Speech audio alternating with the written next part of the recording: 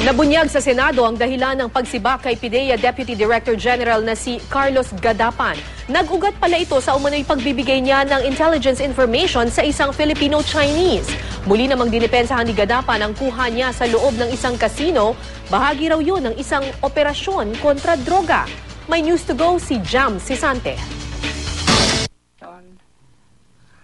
Mr. Gadapan provided secret intelligence information to a Filipino-Chinese national.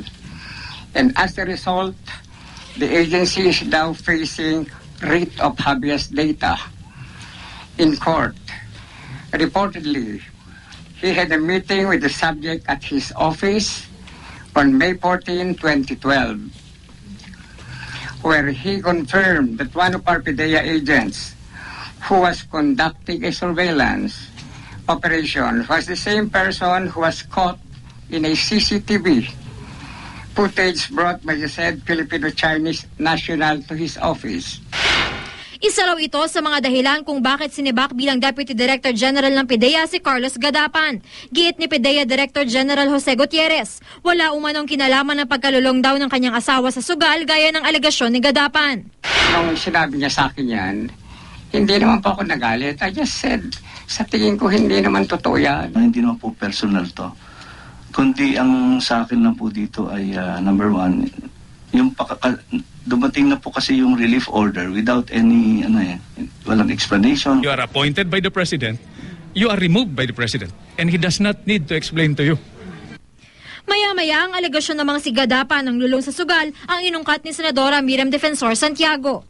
Because right now, casino establishment is being used as a money laundering sites of drug money.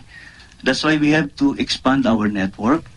We have to get more informants from this establishment. And it's not usual, to my knowledge, for a high-ranking official, if he is conducting underground reconnaissance or other kinds of highly confidential or intelligence work, to go himself because you're already well known.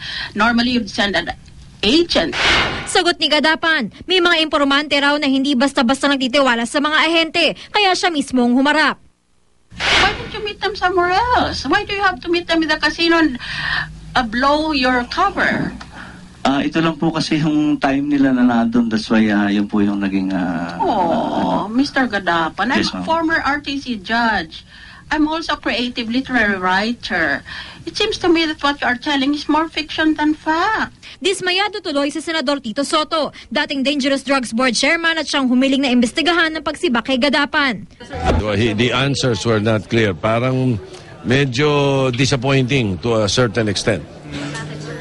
Kasi hindi masyadong na-explika at saka hindi nabakapan ng ebidensya yung mga aligasyon Pag-aaralan pa kung magsasagawa ng ikalawang pagdinig sa issue. Jam Sisante, GMA News.